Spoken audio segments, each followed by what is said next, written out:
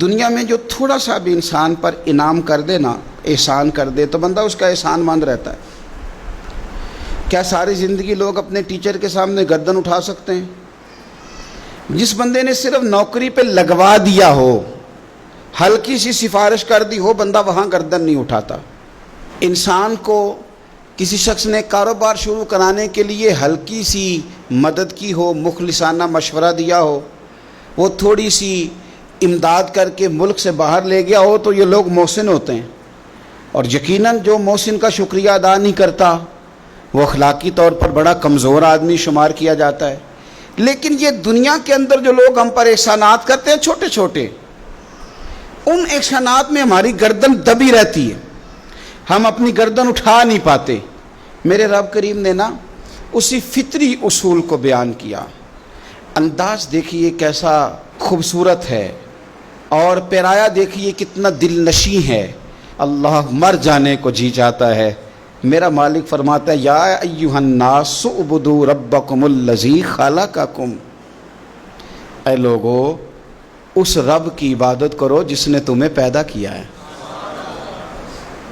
والذین من قبلکم، اور ان لوگوں کو جو تم سے پہلے تھے ان کو بھی اللہ نے پیدا کیا۔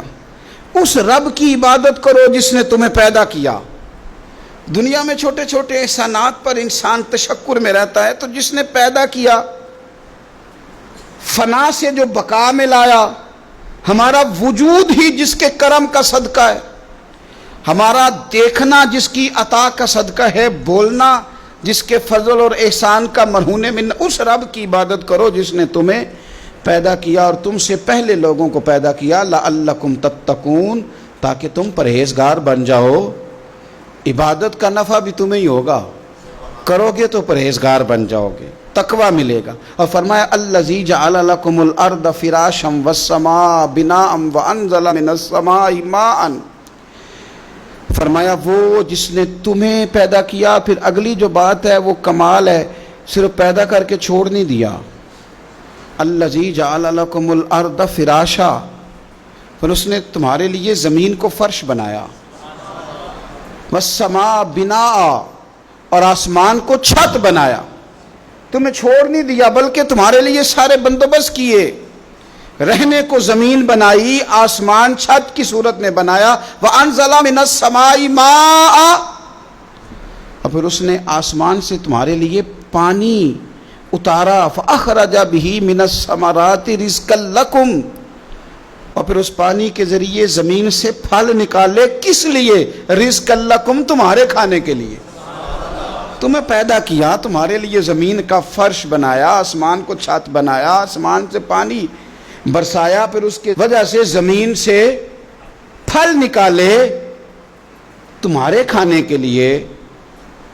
پیدا بھی وہ کرے اور تم سے پہلوں کو بھی وہی پیدا کرے، تمہارے ماں باپ کو، تمہارے باپ دادا کو، تمہارے پردادا کو، تمہاری ساری نسلوں کو پیدا کرنے والا بھی وہی ہو، تمہارے لیے زمین کا فرش بھی بچھائے، آسمان کا چھت بھی بنائے، اور پھر آسمان سے پانی برسا کے تمہارے لیے طرح طرح کے پھل بھی نکالے، تو فرمایا فلا تجعلوا للہ اندادا وانتم تعلمون، فرمایا پھر جان بوجھ کے رب کے ساتھ شریک تو نہ بناؤ، پھر تمہیں پتہ ہے، پھر تم جانتے بوجھتے ہوئے اللہ کے مد مقابل تو نہ بناؤ۔ تم تو جانتے ہو اگر مالک وہ ہے، خالق وہ ہے، رازق وہ ہے، تو معبود بھی وہی ہے، اس کے سوا کوئی عبادت کے لائق نہیں۔ کوئی ایسا نہیں کہ پھر جس کے سامنے سر سجدے میں رکھا جائے، پھر کوئی ایسا نہیں جس کے لیے انسان اپنی پیشانی اور ناک زمین پہ رکھ کے کہے کہ سبحان ربی الاعلیٰ، پھر وہی ہے جس کے لیے انسان جھک کے کہے کہ سبحان ربی العظیم، پھر وہی ہے جس کے لیے انسان تسبیح پڑھے، پھر وہی ہے جس کی مالا جپے، پھر اسی مالک کو منائے، پھر اسی کے لیے آنسو بہائے، اسی کے لیے جیے، اسی کے لیے مرے، اسی کے لیے صبح قیامت اٹھے، اسی کا نام زبان پہ رہے، اسی کی تسبیح ہو، اسی کی ذکر ہو، اسی کی یاد ہو، اسی کا ہر وقت انسان کو تصور ہو۔